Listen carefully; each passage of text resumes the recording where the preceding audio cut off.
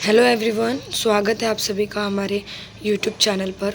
जैसा कि मैंने आप सभी को बताया था कि अभ्यास एक यानी हम रचना अनुवाद कौमुदी स्टार्ट कर रहे हैं, जिसमें अनुवाद यानी कैसे हम संस्कृत के अनुवाद को सीख सकते हैं, यानी संस्कृत लिखना, बोलना, पढ़ना सीख सकते हैं। ठीक है, तो आज हमारी फर्स्ट क्लास है, तो देखिए इसको बहुत ही ध्यानपूर्वक देखिए और समझिए।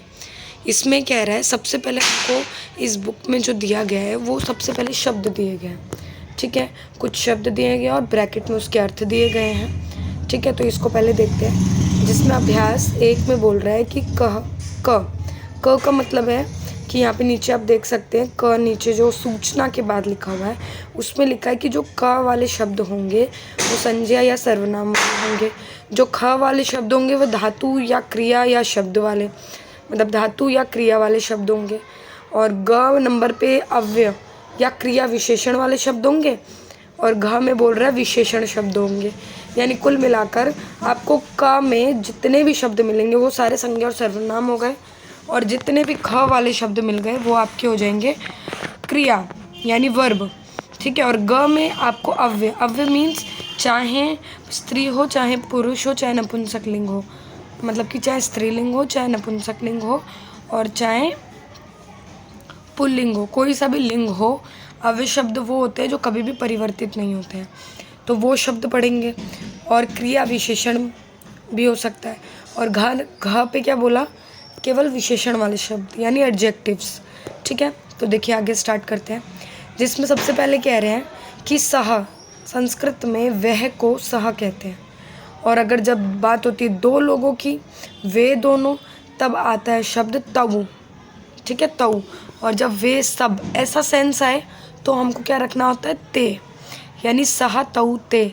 अगर एक व्यक्ति है, एक व्यक्ति की बात हो रही है तो सह, अगर दो व्यक्तियों की बात हो रही है कि वे दोनों ऐसे करते हैं, वैसे करते हैं, जो कुछ भी, तो तऊ आता है। और जब बहुवचन होगा, बहुत सारे लोग होंगे कि वे लोग ऐसे करते हैं, वे लोग खाना खाते हैं, वे लोग घूमने जाते हैं, तो वे लोगों या वे सब के लिए जो हम संस्कृत में शब्द यूज़ करते हैं वो होता है ते। ठीक है, और जैसे भवान, भवान का मतलब क्या होता है, आप, यानी किसी मेल को, किसी आदमी पुरुष को यदि आप कुछ बोलते हैं कि आप बहुत अच्छे हैं, आप गुणवान हैं, आप जो कुछ भी हैं, तो आपके लिए संस्कृत में क्या यूज़ करते हैं, भवान। ठीक है, फिर उसके बाद आता है भवती। भवती मतलब किसके लिए, स्त्रीलिंग के लिए। ठीक है ना, तो कुल मिला के आपके जो क कैटेगरी वाले थे जो कि संज्ञा और सर्वनाम थे, यानी सह, सह मतलब वह, तऊ मतलब वे दोनों, ते मतलब वे सब, और भवान मतलब आप पुल्लिंग के लिए, और भवती यानी कि स्त्रीलिंग के लिए। ये सारे आपके सर्वनाम शब्द हो गए। अब ये सारे सर्वनाम शब्द थे। अब संज्ञा वाले शब्द देखते हैं, जिसमें बोल रहा है रामः। यदि राम है तो राम के साथ में हम विसर्ग लगा देंगे तो बन जाएगा रामः। वैसे ही ईश्वरः यानी ईश्वर या स्वामी, बालक है तो बालकः, ठीक है, विसर्ग लगा देंगे। मनुष्य तो मनुष्यः, और मनुष्य के लिए नर शब्द का भी यूज़ होता है। ठीक है, गांव है तो ग्रामः, राजा है तो नृपः, विद्यालय है तो विद्यालयः। यानी कुल मिलाकर आपको कुछ शब्द दे दीजिए, इससे क्या होगा, आपकी वोकैब भी बढ़ेगी। ठीक है ना, जैसे जैसे हम 60 अध्याय तक पहुंच जाएंगे आपकी वोकैब भी स्ट्रॉन्ग हो जाएगी, और शब्दों का भी पहचान हो जाएगा, और ये भी समझ आ जाएगा कि किस तरीके से हम संस्कृत में शब्दों को यूज़ करते हैं। ठीक है, तो सिंपल अभी जो हमने समझा उसको देखेंगे। तो अभी जो क कैटेगरी थी उसमें हमने संज्ञा और सर्वनाम लिए थे, यानी हमने शुरुआत में जो लिए थे वो सारे सर्वनाम थे। सर्वनाम क्या होता है बेटा, सर्वनाम का मतलब होता है जो सर्व मतलब सभी, और नाम मतलब नाम, यानी ऐसा नाम जो सभी का नाम हो। सभी का नाम मीन्स, यानी कि मैंने बोला कि वह कोई मेरी ही फ्रेंड है। ठीक है, मैंने बोला कि वह खेल रही है, तो मैंने अपने फ्रेंड के लिए बोला वह खेल रही है। ठीक है, और वैसे ही आप हो, आपका कोई दोस्त है और वो आपको तंग कर रहा है, तो आप भी किसी को बता रहे हो कि वह मुझे तंग कर रहा है। तो ये जो शब्द है वह, ये अनेक जगह पे प्रयोग होता है। ठीक है ना, अलग अलग लोगों के लिए। और होता सर्वनाम, सभी का नाम होता है ये, ठीक है। सर्वनाम मतलब समझो, वापस से समझा रही हूँ। जो वह शब्द है उस शब्द को मैंने कैसे बताया, मैंने बताया कि वह मेरी फ्रेंड है कोई, वह मुझसे लड़ती है, तो जो वह है मैंने अपने दोस्त के लिए बोला, और यही वह शब्द आप भी अपने दोस्तों के लिए प्रयोग कर सकते हैं। मीन्स वह जो हो गया ये सभी के लिए हो गया, मतलब कोई एक पर्टिकुलर पर्सन नहीं है वह, ठीक है ना। ये सर्वनाम सभी का नाम है, अर्थात ये सभी के लिए प्रयोग कर सकते हैं, मतलब कोई भी व्यक्ति प्रयोग करता है कि वह खेलता है, वह दौड़ता है, वह रोता है, ठीक है ना। अपने दोस्त के लिए, अपने बड़े भाई के लिए, या किसी चीज़ के लिए भी आप यूज़ कर सकते हैं। तो इस वे में हो गया सर्वनाम। फिर क्या बोला, संज्ञा। संज्ञा तो आप सभी को पता ही होगा, किसी भी व्यक्ति, वस्तु, स्थान, भाव को क्या कहते हैं, संज्ञा कहते हैं। तो वही चीज़ है, जैसे व्यक्ति हो गए राम, ईश्वर भी हो गए राम, बालक भी हो गए राम। जो ग्राम हो गया ये क्या हो गया, ये हो गया कि एक जगह, ग्रामः, ग्रामः अर्थात गांव।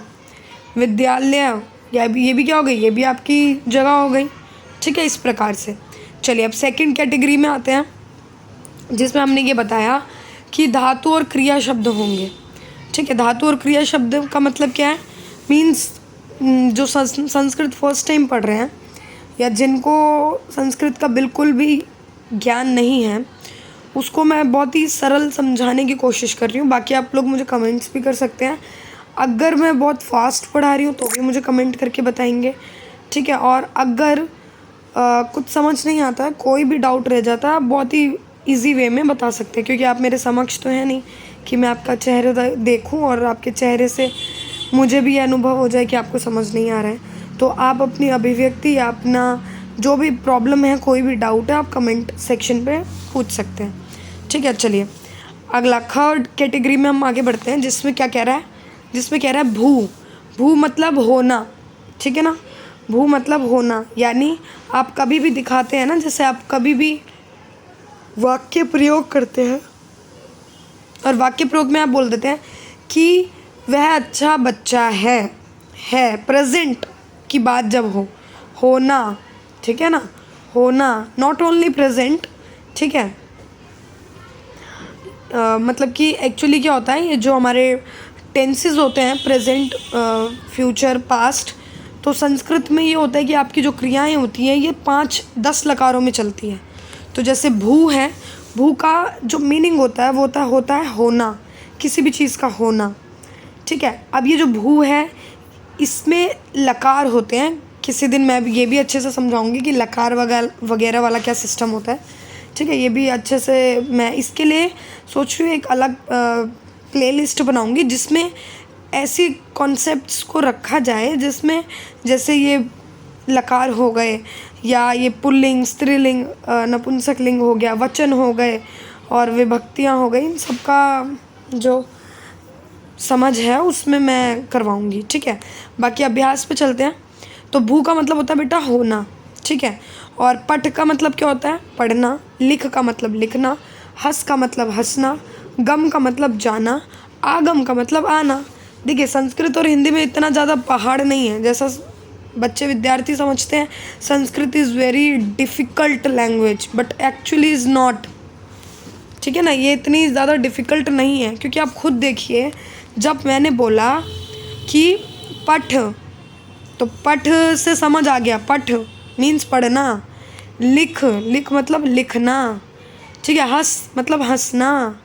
गम, अब यहाँ पे जो गम है ये वो वाला गम नहीं है जो दुख, दर्द, पीड़ा, वो वाला दर्द गम नहीं है, ठीक है। इस गम का मतलब होता है जाना, ठीक है। गम का मतलब होता है जाना। और फिर इसके बाद आगम, जब आ उपसर्ग लग गया तो आगम मतलब कि आना हो गया, ठीक है। तो ये आपकी क्या हो गई, ये सारे आपकी वर्ब्स हो गई, ये सारे आपकी क्या हो गई, ये सारी आपकी क्रियाएं हो गई। क्रिया क्या होता है, जो भी आप काम करते हो उसको क्रिया कहा जाता है। जैसे मैं भी आपको क्या करवा रही हूँ, आपको पढ़ा रही हूँ, आप लोग क्या कर रहे हो, आप लोग पढ़ रहे हो, इस वे में। तो कोई भी काम होता है, कोई भी कार्य होता है, तो उसमें ये चीज़ आती है, क्रिया को बोलते हैं। फिर उसके बाद ग वाले में आता है। ग में क्या था, अव्यय या क्रिया विशेषण। अव्यय, व्यय का मतलब होता है खर्च कर देना, और जब अ लग गया यानी कि खर्च ना हो। खर्च ना हो मीन्स क्या, खर्च ना हो यानी कि कभी भी कोई भी ऐसा शब्द प्रयोग हो जिसका कभी भी कुछ लॉस ना हो। लॉस मीन्स यहाँ पे क्या लिया गया कि कभी परिवर्तित ना हो। मैंने बोला कि रीना खाना खाती है, मैंने क्या कर दिया, खाती कर दिया। और वहीं मैं रोहन की बात करूं कि रोहन खाना खाता है, तो जब मैंने ता है और ती है, समझ आया, क्रिया चेंज हो गई ना। जब कोई फीमेल है, जब कोई महिला है, स्त्री है, तो मैंने बोल दिया खाती है। और जब कोई पुरुष आया, जब कोई मेल आया, तो मैंने क्या बोला, खाता है। तो हिंदी में इस प्रकार चेंज होता है, ती है और ता है। लेकिन संस्कृत ऐसी भाषा है जिसमें चेंज नहीं होता है, ठीक है ना। जो क्रियाएं होती हैं वो चेंज नहीं होती। लेकिन यहाँ मैं बता रही थी अव्यय। अव्यय भी ऐसे शब्द होते हैं जो कभी भी परिवर्तित नहीं होते हैं, चाहे एक पर्सन हो, चाहे मैक्सिमम हो, ठीक है, चाहे कुल मिलाकर स्त्रीलिंग, पुल्लिंग, नपुंसकलिंग, वचन कोई भी हो, पुरुष कोई भी हो, इससे कोई मतलब नहीं है। ये हमेशा एज इट इज़ रहते हैं, ये कभी भी परिवर्तित नहीं होते हैं। तो कौन कौन से शब्द हैं ये, अत्र, अत्र अर्थात किम, अत्र मतलब यहाँ, ईह मतलब यहाँ, ईह का मतलब भी यहाँ होता है, यत्र मतलब जहाँ, और तत्र मतलब वहाँ, कुत्र मतलब कहाँ, और कुआ मतलब भी कहाँ। ये आपको याद करने पड़ेंगे। अगर मैं काउंट करूँ तो 1 2 3 4 5 6 7 8 9 10 11 12 13 14 15 16 17 18 19 20 21 22 23 24 25 26। टोटल अगर मैं शब्दों को गिनूँ ना बेटा, तो टोटल आपके जो शब्द होते हैं वो 26 होते हैं। तो अगर बिल्कुल ज़ीरो लेवल से संस्कृत समझ रहे हो, सीखने की कोशिश कर रहे हो, तो 26 ऐसे शब्द हैं जो मैंने आपके सामने रखे और उसका अर्थ आपको अच्छे से समझ आ गया होगा। तो इसको क्या करना है, इसको अच्छे से याद करना है, पहली बात। और याद कैसे करना है, रटना नहीं है, बैठ के हम रट रहे हैं। इसको बस या तो ज़्यादा से ज़्यादा वीडियो देखो या अपना नोट बनाओ, नोट्स बनाकर उसमें लिखो और ज़्यादा टाइम, मैक्सिमम टाइम रिकॉल करो, ठीक है। क्योंकि केवल रिकॉल करने से आपके दिमाग में चीज़ें बैठ सकती हैं। चलिए, तो ये क्या हो गए हमारे, ये हो गए अव्यय। विशेषण शब्द अभी आए नहीं हैं, तो अभी जब आएंगे तब उनको भी देख लेंगे। सूचना दे रहे हैं कि शब्दकोश के लिए ये संकेत स्मरण कर लें, ठीक है। ये सभी संकेत, ये संकेत सभी अभ्यास के लिए हैं, ठीक है। कि कौन सा संकेत बेटा, कि का, जो का है उसमें सर्वनाम संज्ञा रहेगा, जो खा है उसमें धातु क्रिया रहेगी, और जो गा है उसमें अव्यय क्रिया विशेषण रहेंगे, और जो घा है उसमें आपका विशेषण रहेगा। तो फर्स्ट सूचना ये दी। दूसरी सूचना को बहुत ही अच्छे से समझेंगे, जिसमें बोल रहा है कि क में बोल रहा है कि चिन्ह यानी अर्थात लकीर, हाइफन को बोल रहा है। तक अर्थ का बोधक है, जैसे 1 से हाइफन डाल के फिर 10 लिखा हुआ है। इसका मतलब क्या, मीन्स ये कॉमन सी सेंस यूज़ करी गई है। ये उन बच्चों के लिए भी है जो फर्स्ट क्लास में हो या कोई सी भी क्लास से वो पढ़ने की कोशिश कर रहे हैं, ठीक है। तो ये उनके लिए भी है। तो उनके लिए अभी आप, अगर आप बड़े बच्चे हैं तो आपके लिए तो बहुत ही नॉर्मल सी चीज़ होगी ये, लेकिन जो फर्स्ट टाइम पढ़ रहा है या फर्स्ट या सेकंड क्लास के बच्चे हैं, उनके लिए बिल्कुल सूक्ष्मता से इसमें जानकारी दी गई है। तो ये जो चिन्ह दे रखा है, एक लकीर है, सीधी सी लकीर, लेटी हुई लकीर, यानी इंग्लिश में इसको स्लीपिंग लाइन बोलते हैं, ठीक है। तो इस लाइन का मतलब क्या होता है, तक, अर्थात कि 1 से, जैसे मैंने 1 लिखा उसके बाद हाइफन डाल के 10 लिख दिया, इट मीन्स 1 से लेके 10 तक। तो वही चीज़ इसमें बता रखा है। तो इसमें क्या बताया हुआ है कि राम हाइफन विद्यालय, यानी राम से लेकर विद्यालय, राम से विद्यालय तक के जो शब्द हैं वो कैसे चलेंगे, वो वत यानी कि अर्थात तुल्य सदृश्य चलेंगे।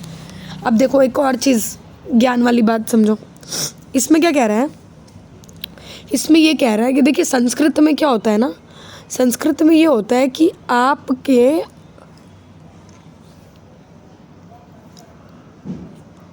संस्कृत में ये होता है कि जब हमको इसमें विभक्तियाँ चलती हैं बेटा, विभक्ति से क्या सेंस लिया गया है मैं आपको दिखाऊंगी, ठीक है। आपको मैं वैसे आगे दे रखा है विभक्ति, ठीक है, मैं आपको दिखाऊंगी। विभक्ति का अर्थ क्या है? विभक्ति का अर्थ ये है कि इस अध्याय को मैं यहाँ पे अच्छे से समझा रही हूँ। इसके बाद नेक्स्ट जो क्लास में रखूँगी ना उसको अलग से नहीं डालूँगी, इसी में मैं डालूँगी कि विभक्ति, धातु और वचन और पुरुष और ये सब क्या है, ठीक है। इनसे रिलेटेड सारा जो चीज़ें हैं आपको वो भी क्लियर होना चाहिए, क्योंकि आप फर्स्ट टाइम अगर पढ़ रहे हैं तो अगर आपको ये नहीं पता तो आपका ये ग्लिच कर रहा होगा, मीन्स दिमाग में बाउंस कर रहा होगा कि ये क्या है, मैम बोल रही है सर के ऊपर से जा रहा है, ठीक है। और सर के ऊपर से भी जाएगा तो भी आप बताएंगे, ठीक है, क्योंकि यहाँ पे मेरा जो उद्देश्य है वो सिर्फ ये है कि आपको समझ आए। और यदि आपको समझ नहीं आ रहा है तो उसका कोई बेनिफिट नहीं है, ठीक है। तो समझिए और देखिए आगे। इस वीडियो को देखने के बाद नेक्स्ट वीडियो ज़रूर देखना, क्योंकि उसमें आपको जितने भी डाउट्स हैं वो क्लियर हो जाएंगे। चलिए, तो इसमें कह रहा है कि जो राम से लेके विद्यालय तक जितने भी शब्द हैं वो समान चलेंगे, यानी सदृश्य चलेंगे, रामवत चलेंगे, अर्थात राम के तुल्य रूप चलेंगे। और फिर उसके बाद बोल रहा है कि जो भवती है, भवती अर्थात भवती के तुल्य चलेंगे, यानी कि जो स्त्रीलिंग के लिए ऊपर शब्द आया था ना, क्या आया था, भवती, ये शब्द आया था, तो ये कैसे चलेंगे, ये इसके अलग चलेंगे, ये स्त्रीलिंग के हिसाब से चलेंगे, ठीक है। तो चलिए आगे देखते हैं। थर्ड इसमें जो सूचना दी गई है उसमें ये कह रहा है कि राम और विद्यालय, ठीक है, राम से लेकर विद्यालय यानी रामवत, अर्थात राम शब्द से विद्यालय शब्द तक के रूप राम शब्द के तुल्य चलेंगे। सेम वैसा ही काम ख में बोला, यानी भू, भू क्या थी हमारी बेटा, हमारी क्रिया थी, हमारी वर्ब थी। तो जो वर्ब है यानी जो भू है वो भू से लेकर आगम, आगम भी हमारी धातु थी, वो कैसे चलेंगे, वो भवती वत चलेंगे, भवती वत चलेंगे, ठीक है।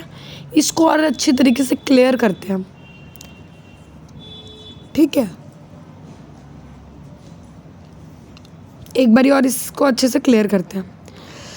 इस पूरे जो सूचना दी गई थी आपको, एक बारी और इसको शॉर्ट में समझाने की कोशिश करती हूँ, ठीक है।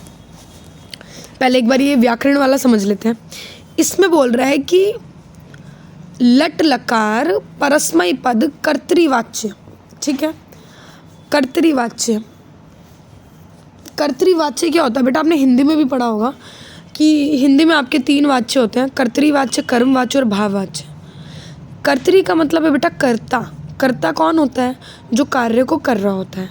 जैसे मैंने बोला कि राम खाना खाता है, तो सबसे पहले इसमें क्रिया ढूंढेंगे, तो क्रिया क्या हो रहा है, खाना, यानी खाना खाना हो रहा है।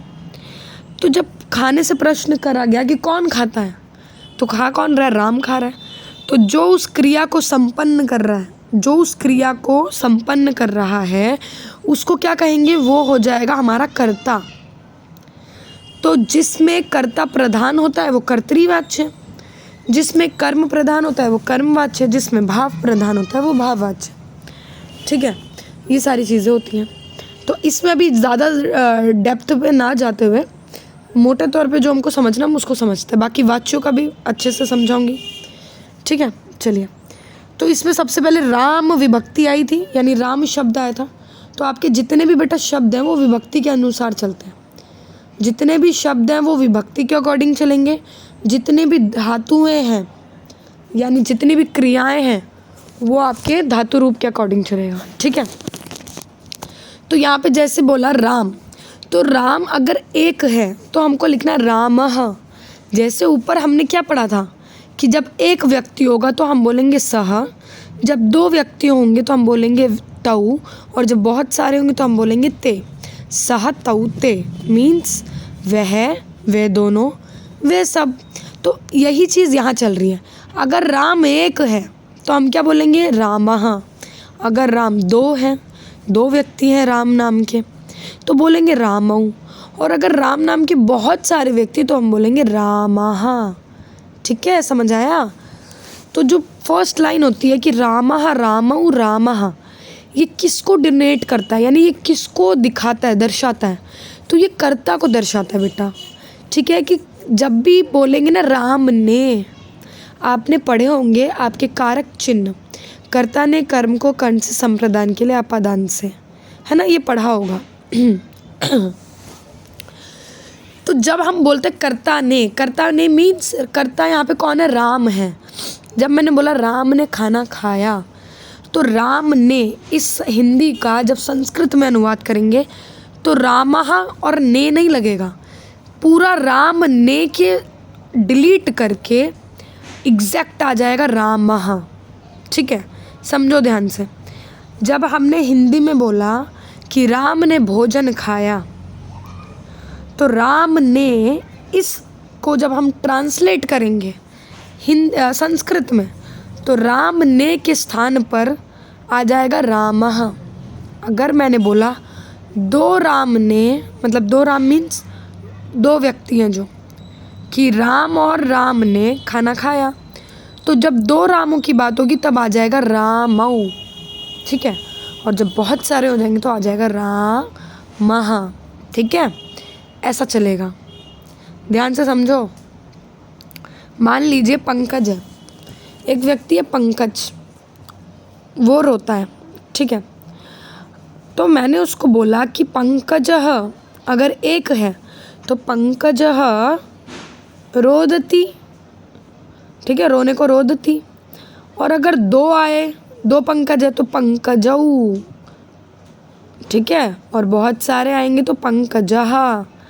इसका ये सेंस है कि एक बंदे के लिए अह, दो बंदों के लिए अह औ, और तीन बंदों के लिए आह। ठीक है ना, संक्षिप्त में साइड में देखो दिखा भी रखा है। दूसरा बोल रहा है कि जब कर्ता ने तो हो गया, जब बोले कर्म को, जब को का सेंस आए, को का सेंस आए तब क्या करना है। जैसे मैंने बोला राम को डंडे से मार दो, या राम को पुस्तक दो। मान लो मैंने ये सेंटेंस बोला, राम को क्या करो, पुस्तक दो। तो जब बोलेंगे राम को हिंदी में, तो राम को डिलीट करके लिख देंगे रामम। तो रामम क्या शो करता है बेटा, रामम शो करता है राम को। आप संस्कृत से जब हिंदी अनुवाद करेंगे तो आपको कहीं दिख जाए रामम, तो आप समझ जाओ कि यहाँ पे आ रहा है कि राम को। ठीक है, और जब दो होंगे तो रामौ, और जब बहुत सारे होंगे तो रामान, कि बहुत सारे रामों को। ठीक है, कुल मिलाकर आपका जो हिंदी में होता है दो शब्द, मतलब एक हो गया हेल्पिंग वर्ब हो गया ना, एक हो गया सब्जेक्ट प्लस हेल्पिंग वर्ब हो गया। तो हेल्पिंग वर्ब और सब्जेक्ट को हटा के इधर सिर्फ सब्जेक्ट आ जाता है, और उसमें कुछ चिन्ह लग जाते हैं। जैसे रामः, अह लगा, औ लगा, आह लगा, और को के अर्थ में आए तो अम लगा, औ लगा, आन लगा। ठीक है, अभी भी कन्फ्यूज़न हो, समझ ना आए, आप मुझे बहुत ही सरलतम से पूछ सकते हैं बेटा। अगला कह रहा है संक्षिप्त रूप के अंत में लगेंगे, जैसे बालकः बालकौ बालकः, बालकम बालकौ बालकान। ठीक है ना, हमको कितने शब्द दिए थे, हमको राम से लेके विद्यालय तक दिए थे। तो देखो इसके ऐसे ही चलेंगे, एक बारी चला लेते हैं। तो क्या कह रहा है, रामहु रामः, सबसे पहले क्या था, राम था। रामौ रामः रामः रामौ रामः, रामम रामौ रामान। वैसे ही बालकः बालकौ बालकः, बालकम बालकौ बालकान।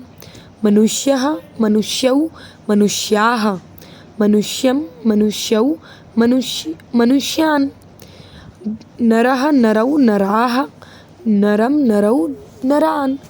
ग्रामः ग्रामौ ग्रामाः, ग्रामं ग्रामौ ग्रामान्। नृपः नृपौ नृपाः, नृपं नृपौ नृपान्। विद्यालयः विद्यालयौ विद्यालयाः, विद्यालयं विद्यालयौ विद्यालयान्। आगे समझ, ऐसे ही चलेगा ये। तो जब बोलेंगे एक विद्यालय की बात करेंगे, विद्यालय को, तो क्या आएगा, विद्यालयम। ठीक है, बोलेंगे एक मनुष्य ने, तो बोलेंगे मनुष्यः। ठीक है, इस तरीके से। चलिए अब दूसरा पढ़ते हैं। दूसरा कह रहे हैं कि अब ये तो हमने क्या बता दिया आपको, ये बता दिया आपको संज्ञा वाले शब्द। संज्ञा मीन्स आपके जितने भी सब्जेक्ट्स हैं, ठीक है ना, जितने भी शब्द हैं वो बता दिए। अब चलते हैं क्रियाओं पे, यानी धातु रूपों में। इसमें क्या कह रहा है, भू धातु लट लकार वर्तमान में कैसे चलती है। देखो ये जो दिया हुआ है भू, ये आपका मूल शब्द है।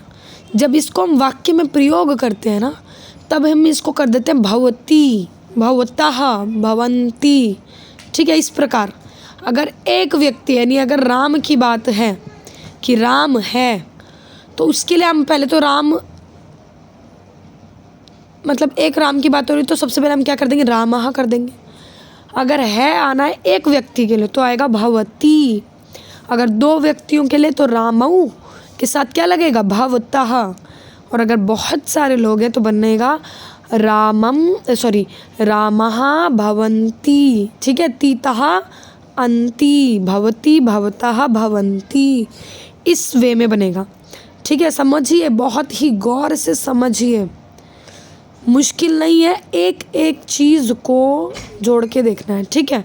फिर उसके बाद क्या हो रहा है, इतना हो गया। उसके बाद क्या कह रहा है, उसके बाद कहता है कि यह आपका किसका हो गया, क्रियाओं का होगा। क्रिया, कितनी क्रियाएं दिखाई थी आपको, अगर हम देखें तो हमको दिखाई थी, चला के देखते हैं। भू का क्या हो गया, भवती भवतः भवन्ति। पठ का कैसे चलेगा, पठति पठतः पठन्ति। लिख का कैसे चलेगा, लिखति लिखतः लिखन्ति। हस का चलेगा, हसती हसतः हसन्ति। गम का क्या चलेगा, अब देखो एक और नई चीज़, गम का गमती गमतः गमन्ति कभी नहीं चलता, क्योंकि ये मूल शब्द है। जब हम गुणा भाग करते हैं, जैसे मैथ्स में हम करते हैं ना गुणा भाग, एंड में जो इक्वेशन बन के आती है, सेम वैसे ही कि यहाँ पर क्या है, गम है मूल शब्द, लेकिन जब हम इसको हम वाक्य में प्रयोग करते हैं तो ये बन जाता है गच्छ, यानी व्याकरण के कुछ नियम लगने के वजह से म को गच्छ हो जाता है, ठीक है, गम को गच्छ हो जाता है। तो गच्छति गच्छतः गच्छन्ति, ठीक है।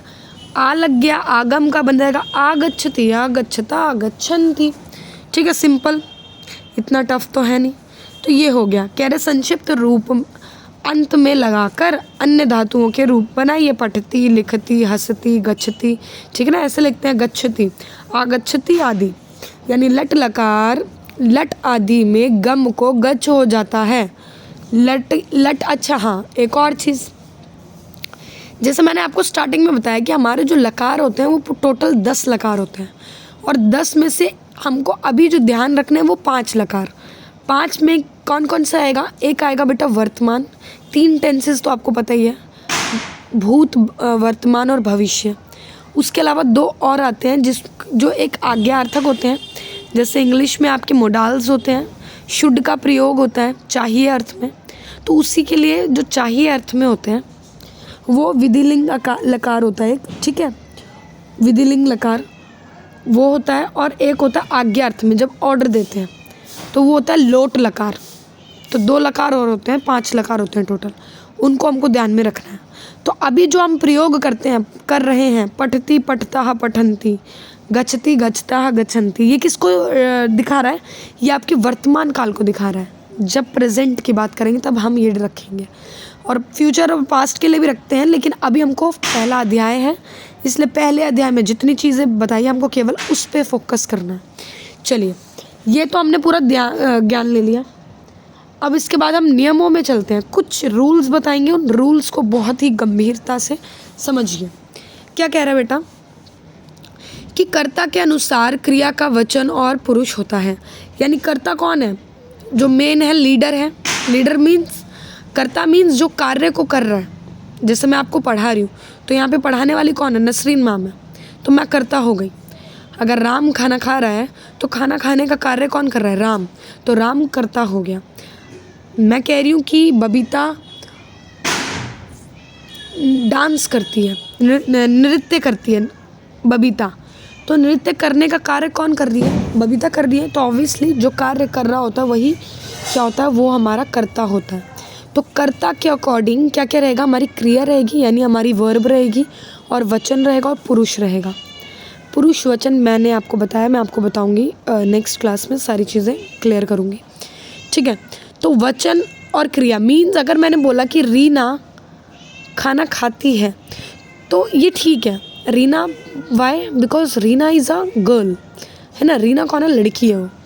तो अगर मैं बोल दूँ कि रीना खाना खाता है तो ये क्या बनेगा? ये बिल्कुल नहीं बनेगा बेटा, बन ही नहीं सकता, क्योंकि स्त्रीलिंग है। स्त्रीलिंग के हिसाब से उसकी क्रिया होनी चाहिए, है ना। क्रिया उसके हिसाब से होनी चाहिए। लेकिन यहाँ पे क्रिया को ऑब्वियसली बिल्कुल लिया गया है कि एक वचन है कि दो वचन है कि बहुवचन है, इस तरीके से, ठीक है। तो आपको क्या याद रखना, अगर हमारा कर्ता एक व्यक्ति है तो हमारी जो क्रिया है वो भी हमारा क्या रहेगा? एक वचन वाला। अगर यहाँ पे कर्ता दो है कि मोहन सोहन विद्यालय जाते हैं, तो जब मोहन सोहन विद्यालय जा रहे हैं तो यहाँ पर क्या रहेगा कि मोहन और सोहन दो व्यक्ति आ गए। जैसे ही दो व्यक्ति आएंगे तो क्या हो जाएगा? हमारी जो क्रिया है वो भी कौन सी आ जाएगी? गच्छति गच्छतः हो जाएगा बेटा। तः यानी द्विवचन। तो ये बोल रहा है कि जैसा हमारा सब्जेक्ट वैसा हमारी वर्ब, जैसा हमारा कर्ता वैसा हमारा क्रिया, वैसा हमारा वचन वैसा हमारा पुरुष, ठीक है। जैसे सह पठति, ठीक है, सह पठति इस वे में कह रहा है, ठीक है, यानी वह पढ़ता है, इस वे में। तो कर्ता प्रथम पुरुष एक वचन होता है तो क्रिया भी प्रथम पुरुष एक वचन होगी, ठीक है। नियम 2, भवत जो शब्द है बेटा वो आपके लिए आया, यानी आप, ठीक है ना। जब हम अब बोलेंगे आप ये करते हो आप वो करते हो, इस वे में कह रहे कि भवत शब्द के साथ सदा प्रथम पुरुष होता है। पुरुषों का ज्ञान मैं दूंगी अगली क्लास में, बस इस रूल को दिमाग में बैठा लीजिए। कभी भी आपको भवत शब्द दिख जाए, इट मीन्स आपको क्या करना है? आपको ये करना है कि आप हमेशा प्रथम पुरुष का ही प्रयोग करेंगे, मध्यम पुरुष उत्तम पुरुष का प्रयोग नहीं करेंगे। तीसरा नियम कह रहा है कि तीनों लिंगों में धातु का रूप वही चलता है। वही मीन्स चाहे आप कोई भी लिंग चला लो, स्त्रीलिंग हो, पुल्लिंग हो, नपुंसक लिंग हो, आपकी जो धातु रूप है, आपका जो क्रिया है वो एज इट इज़ रहता है। जैसे हिंदी में मैं बोलती हूँ कि रीना खाना खाती है और राहुल खाना खाता है, तो राहुल के लिए मैंने ता है बोला है कि खाता है, और रीना के लिए मैंने बोला खाती है। तो जो परिवर्तन हिंदी में आया, लेकिन संस्कृत में ऐसा नहीं होता, ठीक है। अगर रीना हंस रही है तो भी आएगा कि रीना हंसती, अगर राम हंस रहा है तो आएगा रामः हंसती, दोनों के लिए एज इट इज़ लगता है, ठीक है। ये रूल दिमाग में बैठा लीजिए। चौथा नियम क्या कह रहा है? कर्ता में प्रथम होती है और कर्म में द्वितीया। ये बड़ा गौर करने वाली बात है। कर्ता में हमेशा कौन सी विभक्ति रहेगी बेटा? हमेशा प्रथमा रहेगी। जैसे मैंने पहले भी बताया कि जब मैंने बोला राम ने, श्याम ने, नसरीन ने, अभिषेक ने, जब इस सेंस में रहेगा तो हमेशा प्रथम पुरुष रहेगा, प्रथमा विभक्ति रहेगी। और जब मैंने को वाला सेंस बोला कि नसरीन को, राम को, बबीता को, श्याम को, इसको बोलना हुआ तो हमेशा कर्म यानी द्वितीय विभक्ति रहेगी। ये कर्म, I think I had some mistake, ध्यान से सुनो। कर्म को हमेशा द्वितीय, कर्म में हमेशा द्वितीय विभक्ति होती है, ठीक है। हाँ ठीक है, एक सेंस से बिल्कुल ठीक है। एक सेंस क्या एग्जैक्टली ठीक है, ये बिल्कुल ठीक है। जब को वाला आता है ना कि पुस्तक को पढ़ता है, तो आपको क्या करना है? पुस्तकम, ठीक है, बिल्कुल ठीक है, कोई कन्फ्यूज़न नहीं, बढ़िया। तो इस तरीके से करेंगे। एक और आया नियम नंबर 5, जिसमें कह रहा है अपदम न प्रयुंजीत। प्रयुंजीत यानी अपदम, जो पद होगा उसी का प्रयुंजीत यानी प्रयोग करना है, ठीक है। अपद न, देखो पद है उसमें जैसे ही अ लग गया तो कह रहे जो पद ना हो उसका प्रयुंजीत, उसका प्रयोग न मतलब नहीं करना। यानी कि संस्कृत में बेटा जो शब्द है ना, जैसे मैंने बोला राम, अगर मैंने केवल राम लिखा तो वो नहीं है, वो पद ही नहीं है। पद मीन्स शब्द। पद का मतलब क्या होता है? एक ऐसा शब्द जिसमें प्रत्यय लगे हों, यानी कि बिना प्रत्यय लगाए शब्द या धातु का प्रयोग ना करें, यानी कि आपको बिना प्रत्ययों के लगाए हुए शब्दों का प्रयोग नहीं करना। अच्छा, प्रत्यय क्या सीन है, तो आपकी जितनी भी धातु होती हैं, प्रत्यय क्या होता है, प से प्रत्यय, प से पीछे, यानी पीछे कुछ ऐसे प्रत्यय लग जाते हैं जिससे वो पद बन जाता है। संस्कृत में एक सूत्र है कि सुप्तिगंतम पदम, यानी पद कौन होते हैं, यानी शब्द कौन होते हैं जिनके पीछे सुप यानी सुप कुछ प्रत्यय होते हैं, ठीक है, सुप प्रत्यय लगे हों और तिंग प्रत्यय लगे हों, वही पद कहलाते हैं। यानी कुल मिलाकर मैं आपको सरल भाषा में समझाऊँ तो संस्कृत में शब्द को पहली बात है पद कहते हैं। और पद किसको कहा जाता है, पद वो होते हैं यानी ऐसे शब्द जिनके बाद में प्रत्यय का प्रयोग हो रखा हो, तभी वो पद कहलाएंगे। यानी ऐसे शब्द जिनके पीछे प्रत्यय लगे हैं उन्हीं का प्रयोग करो, जिनके पीछे प्रत्यय नहीं लगे उनका प्रयोग आप करोगे तो वो मान्य नहीं है, वो गलत हो जाएगा।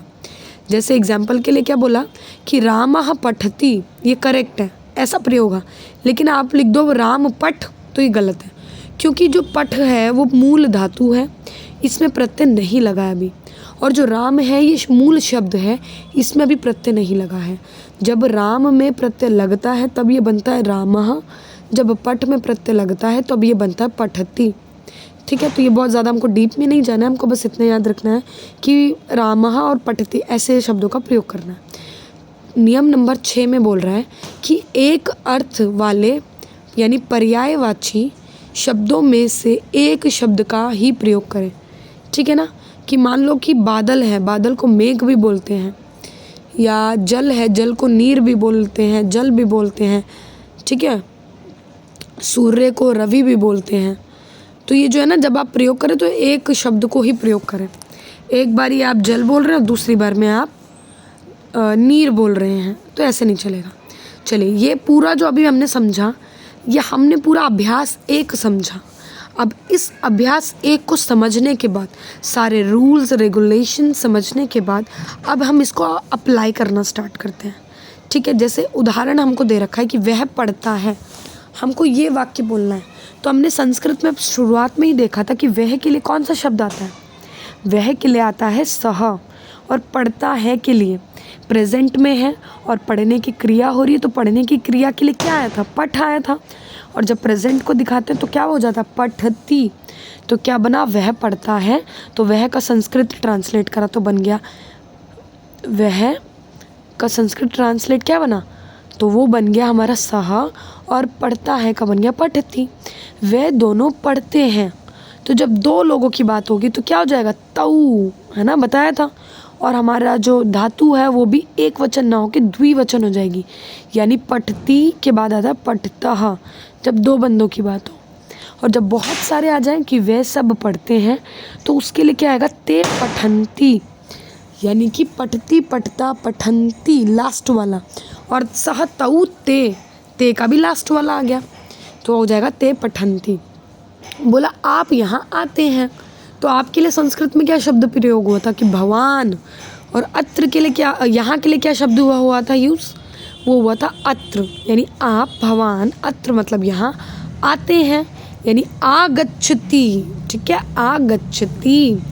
फिर बोला आप दोनों हंसते हैं, अब 2 बंदों की बात हो रही है, 2 पर्सन आ गए, तो आप दोनों के लिए, तो आपका क्या था, भवान था, और जब 2 के लिए तो बनता है, तो बनता है भवन्तौ।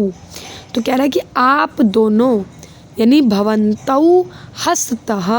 ठीक है, आप सब जाते हैं, तो क्या भवन्तौ, भवान, भवन्तौ, भवन्तः, तो क्या हो जाएगा, आप सब जाते हैं, तो भवन्तः गच्छन्ति। गच्छन्ति क्यों हुआ, क्योंकि गच्छति, गच्छता, गच्छन्ति। Okay, very good. चलिए, अगला कह रहा है कि आप लिखती हैं, तो क्या हुआ कि आपके लिए आ गया भवती, क्योंकि यहाँ पे क्या आ गया, फीमेल आ गई ना, स्त्रीलिंग आ गया। तो लिखती, लिखती का मतलब क्या हो गया, लिखती का मतलब हो गया किसी फीमेल वर्जन, मतलब वर्जन कह रही हूँ, किसी फीमेल के लिए स्त्रीलिंग के लिए प्रयोग हुआ। तो आप लिखती हैं का हो जाएगा कि भवती लिखती, और वहाँ क्या हो रहा है, वहाँ का क्या बोला था, वहाँ का बोला था तत्र। क्या को संस्कृत में बोलते हैं किम, कि तत्र किम हो रहा है, मीन्स भवती प्रेजेंट को दिखा रहा है कि वहाँ क्या हो रहा है, तत्र किम भवती। ठीक है, चलिए, तो ये पूरा आपका अभ्यास आप लोगों को मैंने पूरा अभ्यास एक समझा दिया विद रूल रेगुलेशंस, और आपको एग्जाम्पल के तौर पे भी कुछ वाक्य दे दिए। अब नेक्स्ट क्लास जो होगी, एक तो नेक्स्ट क्लास मेरी होगी जिसमें आपको मैं विभक्ति, धातु रूप, एक वचन और पुरुष और बहुवचन और ये सारी चीज़ें, मतलब जो बेसिक कॉन्सेप्ट्स होते हैं वो सारे क्लियर करवाऊंगी नेक्स्ट क्लास में। और उसके बाद जो नेक्स्ट क्लास होगी उसके बाद ये संस्कृत का हम अभ्यास बहुत ही अच्छे से करेंगे, ठीक है। So all the best. Sanskrit को बहुत गहराई से समझिए, ठीक है ना। ये हमारी मातृभाषा है बेटा, इसको गलती से भी छोड़ने की या इसको पिछड़ने ना दें, है ना, क्योंकि संस्कृत बहुत हर भाषा की जननी है। ये हमारी कल्चर को, हमारे ग्रंथों को, हमारी हर एक चीज़ को प्रतिबिंबित करती है। तो हमारी ये ड्यूटी है, ठीक है, हमारी ये ड्यूटी है कि संस्कृत भाषा को हम समझें और अपने आसपास जितने भी लोग हैं उन लोगों को समझाएं और सिखाएं, ठीक है ना। बहुत ज़रूरी है बेटा ये लिटरली आपको शायद हो सकता है ज़्यादा उपयोगी ना लगे, लेकिन एक्चुअली इट्स वेरी इम्पॉर्टेंट हमारे लिए, क्योंकि हम अपने संस्कारों को, अपनी चीज़ों को धीरे धीरे पिछड़ते जा रहे हैं हर चीज़ में। तो हमें बहुत ज़्यादा ज़रूरी है अपने संस्कारों को, अपने कल्चर को, अपनी पुरानी प्राचीन चीज़ों को हमेशा अपने साथ बांध के रखना। उसको छोड़कर, ठीक है वेस्टर्न कल्चर आप लोग अपना रहे हैं, ठीक है, लेकिन नई चीज़ों को अपनाने के चक्कर में अपनी पुरानी चीज़ों से कभी भी छोड़ नहीं देना चाहिए, है ना। चलिए, ऑल द बेस्ट। क्लास कोई ज़रूरत नहीं है आप लोगों को सब्सक्राइब, लाइक, शेयर करने की। मेरा मेन मोटिव जो है वो केवल इतना है कि संस्कृत भाषा आप लोग सीखें, समझें, सबका भला करें, ठीक है। ओके, बाय, मिलते हैं हम नेक्स्ट क्लास में।